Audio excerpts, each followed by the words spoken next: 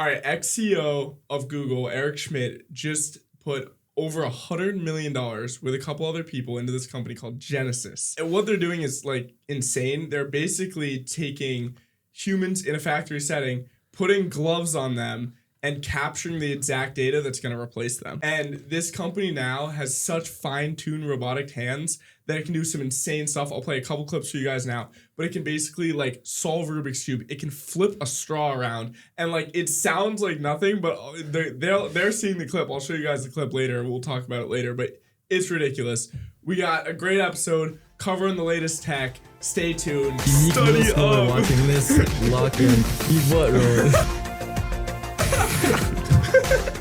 You say it sold like a fish. Yeah, actually, I mean, sell the dead fish for $500. Sell the PS fish for free. It's Yeah, the PS. live, baby. We live. All right, so we're back.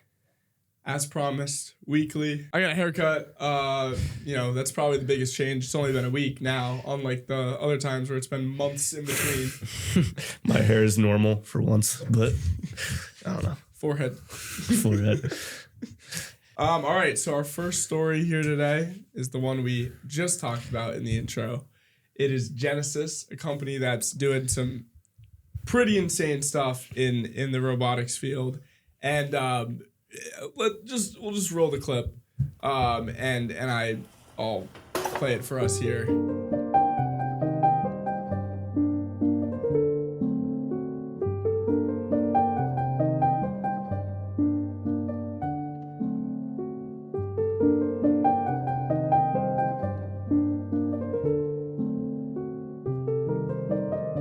So can this same robot give me a back massage? Yes. I would not trust it to do that.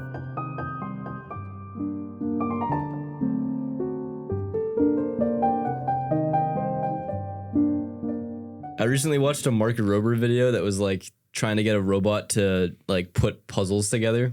Yeah. And like there's all this like algorithm, like they designed all these algorithms around like how to map like the sides of the piece and the shape of the pieces to like, like when you start out, there's like 1,000 pieces and you have to like find the most probable mapping between like the angles of the puzzle piece and stuff. But like that all was like obviously hard, but it's Mark Rober. So he figured that out. And then the most difficult part about it happened to be like actually just putting the pieces together. Like once you already knew which two pieces were going together, it was like the hardest part was actually like the human touch aspect of like having this whole thing laid out and like positioning the piece perfectly and then pressing with the exact right amount of force that like it snaps in, but it doesn't like destroy the puzzle.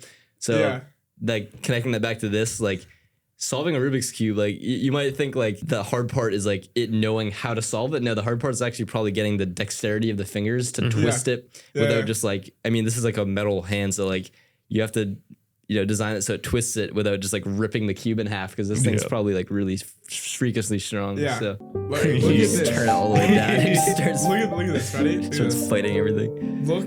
Have you ever seen a robot work like this? Watch. Ready? So it just took the wrapper off the straw. No way. That's insane. No, it gets even crazier. Look at that. What? Damn. See, I told you, it's not like that crazy until you start is it seeing gonna drink it. It's not crazy until you start seeing it like totally look like how a human hand would move. Yeah. It's like, whoa. It's so gentle with how it does things. Yeah, basically it can play a piano, it can cook, do a Rubik's Cube, flip a straw. Like it's seeing these and you can't say that and like have people like be blown away because like robotics have been able to do that like for a while, but if you see it and you see how like human like it is, it's like all right, that's freaky. Yeah. Right. The interesting thing is what does this mean for like the workers when you hand them these gloves and be like, here, this is going to replace you? Like that's the other debate. Is like how does that work? I feel like you have to hire contractors that are like getting paid an abnormal amount for a labor task to like come in and collect that data so they don't feel like their job is getting replaced. Like you have to be like, you're coming in for the purpose of training this AI. Like that's kind of has to be the mentality behind it. Or else it's like getting the the white collar worker to automate their jobs so that like you're not gonna like the person doing accounting is not gonna be like, Yeah, like I just had Claude do all my work for the day in 10 minutes. Like, fire me right now. Like, yeah, or they do that.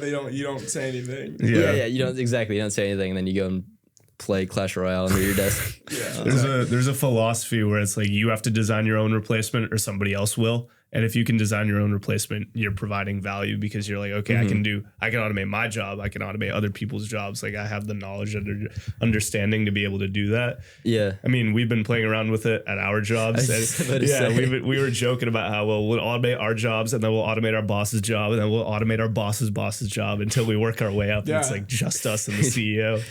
Yeah. If you're the one doing it, you're in control. Right? Yeah. No, so it's interesting though. To counter that, the labs that are doing a lot of these testing, the non-human version, the actual robotics side, is actually run entirely by AI, and it's continuously looping through experiments and running basically recursive self-improvement of robotics, and it just like has camera recognition that's able to like detect when something goes wrong and everything. It's like that's the next big thing. It's like obviously it needs human data right now to be able to train the hands, but once you have that, these robots are already like training themselves. So everything has been focused on, okay, what does recursive self-improvement look like in the software world? But like, how is it also possible in the physical world and like the different use cases of that? Is this irrelevant? Is this revolutionary? What do you guys think? I think in general, when we improve, we always like go to a higher level of like abstraction, I guess, where it's like we improve what we could do, then we improve the systems that do what we can do. And now we're at the stage where we have to improve the systems that are improving the systems of what we do. Like it's just like adding more and more onto it. But I think there's always going to be people in the loop because you have to have somebody, like if it's just AI looking at the data and like generating algorithms for it, somebody is going to have to review those algorithms. And maybe someday an AI will do that, but then somebody's going to have to keep an eye on the reviewer, and it's just going to keep adding on. Yeah. It's going to get complicated, but I don't think it's going to get to a stage where people are like losing jobs. I think they're all just going to be converted into more like not building the product or doing the task, but like designing the process around the task, if that makes sense. Yeah. This isn't necessarily an episode on the job market, but I mean, the idea of continuously adding the new concept of forward deployed engineers. I was about to bring that up. We've been partnering with Talvi, a company focused on, connecting enterprises and companies that want to hire AI native talent to the AI native talent, kind of being that bridge. Historically, there's been this fear mongering of like, all jobs are going to get lost, and we might have contributed to that fear mongering on past episodes. But actually, what's for the in the meantime, what's actually turning out to be more accurate is that, like Luke started to bring up, you're seeing, you're seeing a transition. Like the jobs are moving. They're not just dissipating. They're actually transitioning, but that transition is happening faster than people actually thought. And we're seeing it in the software engineering world the earliest, because that's where the most automation has taken place. Obviously, is with coding agents have taken off. That's been like the first vector where like you're approaching complete replacement, or at least it seemed like that. No one actually writes code by hand anymore. It's all Claude. But then the actual result that was a lot more optimistic than some of us were predicting and the industry was predicting was those jobs actually just immediately transferred over to forward deployed engineers, because not everyone's going to be as savvy and stay up to date with this stuff. So actually the demand shifted to people like us that are willing to listen to stuff like this and stay up with the frontier, and then go into these organizations that are slow moving and actually introduce them to this new world of automation. So it's like it's actually a very positive outcome. Yeah. No, I was talking with somebody at a incubator program in San Francisco, and they are working on literally like the exact same thing as Genesis, but essentially on the data collection side for Genesis.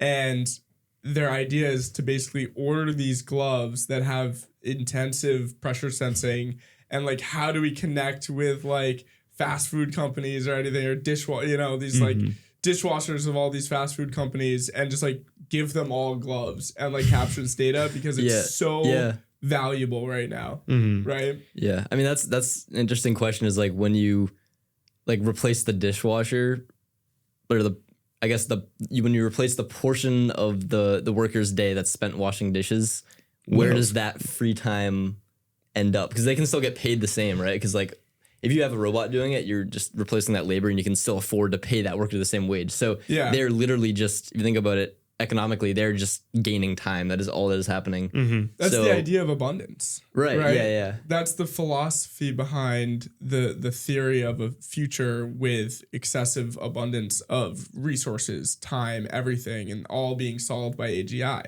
Yeah. Whether you believe in that or not, I think this is clear proof of some version of that future being the case. I think the main caveat there is like the company having to be like, oh, we won't fire you, like, because it doesn't economically matter to us. At the end of the day, if they fire the guy, they're saving $15 an hour because now they have a robot doing it. Yeah. Obviously a bleak way to look at it, but it is kind of interesting because with software engineering, it pivoted so that AI automates 99% of it. That 1% is left where people can focus all of their time. What's the equivalent in more like menial tasks, like working at a factory, working at a fast food restaurant?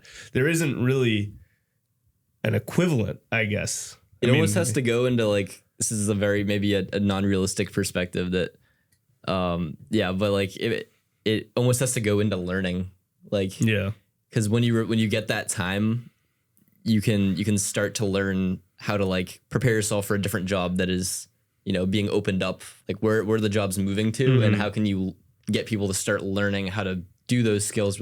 It's like it's almost like you just like right now the immediate answer is like kind of what Mercor did, where they're having people label data. Like data labeling is still a human centric task, like reinforcement learning data, like labeling images, putting gloves on your hands, like all these human things. So it's like it's like the immediate answer is like those are low skill jobs. Obviously, like anyone can label images, anyone can put gloves on and like wash the dishes, stuff like that. So it's like, how do you like shift the jobs? Like in the short term, how do you like kind of filter people into those low skill set, like low barrier to entry, but still increasing in value, like jobs? I think that's the next like 5 to 10 years. Yeah. Right. But then beyond that, I think it's very optimistic belief, but I believe you have a future where there is just better work-life balance. There is more time for hobbies. There is more time to read books and or like study philosophy. Like it sounds crazy, but like, yes, currently it's all about, okay, this extra time, use it to pivot to an open job market. Is it that? Or can we now actually have extra time for other, hobbies and other tasks? I mean, it all depends on how the wealth flows back to the people who are inevitably losing their current positions. It's like you can either try and shift them into the opening positions, which is like to what degree they can learn and be educated enough to fill those new positions is like questionable. But then there's the other perspective of like, if the government has shares in Anthropic, for example, and that's the beginning of UBI, because the government can redistribute that wealth to the people, then you're like, okay, well then those people actually that were doing the jobs that got replaced actually from an economic perspective don't need to work anymore at all because those robots are replacing 100% of what they're doing. So the question is like, how does the wealth flow back to those people? Right now, there's no mechanism for that. I think that's the Moonshots podcast talks a lot about, different, mechanisms for redistributing that wealth. It's definitely, there is no abundant future and nothing is possible about what I'm saying without a system like UBE, UBI, so Universal Basic Income, Universal Basic Equity. Universal. You just combine the word universic. You said universal basic income. Oh, I said universic? Yeah, no, you're just one step ahead. Coin it. Universal. Or universal basic compute is another one that's like a crazy philosophy that I think Sam Altman originally theorized. Explain that a little bit. I know we're going on a huge tangent here. I think it's valuable for. But we'll chop it up and edit, so you guys are obviously constantly entertained. But I think UBC is a very interesting concept, and is capital and the current economic system going to be relevant post AGI? Is actual currency as it currently looks like, even beyond, I'm talking beyond Bitcoin, beyond, those systems of currency, I'm saying, are what people are going to value? Is it going to be compute? Is it going to be energy? Are you going to be able to trade? I mean, literally there's companies out there. I talked about one in our last episode, but there's companies out there that are already trading compute like asset, like oil, right? So like UBC, Universal Basic Compute, is you literally give people a certain amount of compute each day. It's like that movie Yeah, how many people have seen the clips of the movie where people have like the time tattooed into their arm and they trade time like for stuff? Like that's a world where they've moved so far into the future where time is their currency, right? So a lot of people are theorizing, is compute our next currency? Is that what's relevant? Because compute is intelligence, and intelligence is productivity, abundance, and everything, right? Yeah, so, exactly.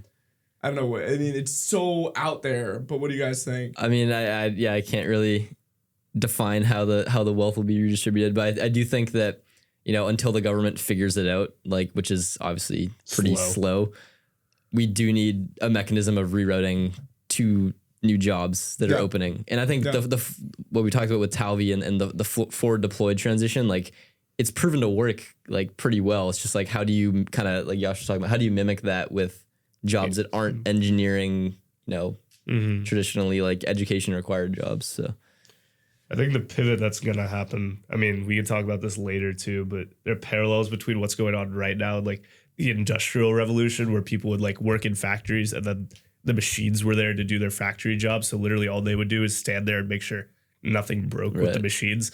Technically a possibility. Like I'm imagining some 16-year-old with a clipboard behind a robot washing dishes at McDonald's. You're like an edge case reviewer. Like the job title is like edge case reviewer. You just like, you walk around, you scrutinize everything the AI is doing. You're like, I mean, essentially, because like a drop of water went on the floor there. Like we gotta work on that. I mean, you mark it. Essentially, yeah, because if you think maybe not like dishwashing, but stuff like, I don't know, lumber work, the people who do that job know it best, so they're the best equipped to critique the AI. So that's a really interesting point. That you take the people that are in their niche and you make them the reviewers, the scrutinizer reviewer. Yeah. That's another thing that we talked about, right? Is like, if you have a world where LLMs become somewhat irrelevant and domain-specific models are everything, you need people in niche areas and niche expertise in you know, these fields that they'll be able to collect the data properly and know what's correct. Yeah, so I'm a big believer in that perspective in general. I don't think we're gonna see a single model AGI, well, at least not a transformer. Like I think you can make your LLM like 10x as smart than it is today, and it really wouldn't change the. It's like, it's what Brian Elliott says. Like if you double the context window, is your problem solved? Or if you double the intelligence of your model, is your problem solved? And I think there's a lot of problems in the world that the answer is no. Yeah. And software engineering is one of them, because it's like, you can double the context window. There's always going to be a bigger code base. There's always going to be a more complicated, you know, Git history in your code, like whatever. Like the scale of the problem is infinite, and the context window is finite. There's probably going to be an LLM in the loop in all these systems, but I think you're absolutely right. Like you're going to need an LLM that is a domain expert in protein folding, but then that LLM is actually orchestrating a specific neural network that is designing the protein. You're not going to have your LLM design the proteins. It's going to be a different model specific to that. But the beautiful thing about the LLM is that it's a great communicator, because it speaks in natural language. So it can always be the bridge between human understanding and compute, really complex compute and or like algorithms and stuff. It's why you can chat with your code base right now. Like through Blitzy, for example, they have this chat with your code base feature. It's like the LLM is just the bridge between the Blitzy algorithm and you, the human. So I think that kind of design will scale really well. Yeah. I don't think the single LLM God legendary AGI, I don't think that's a reality. And just to add to your theory about, you know, what AGI will look like, when you say it calls a specific model to do the protein fold, right? Like to clarify for our audience, that means that model is just trained on protein folding. It's fine-tuned to the point where it is the best at that specific niche, kind of what we've been talking about. You're going to have specialized agents orchestrated by an overall one.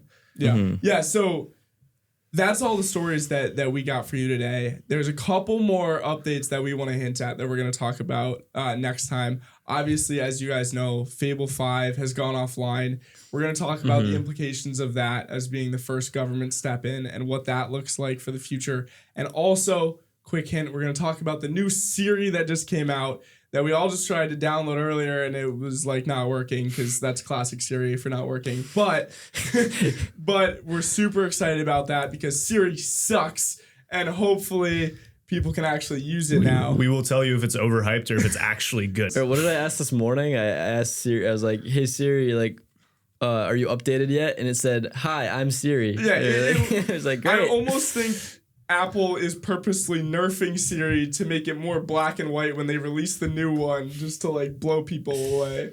Yeah. But anyway, great You'll hear topics. more about that next week. Yeah. Great topics for you guys next week. Stay tuned. Hope you guys enjoyed the conversation today. And yeah, peace out. Peace out.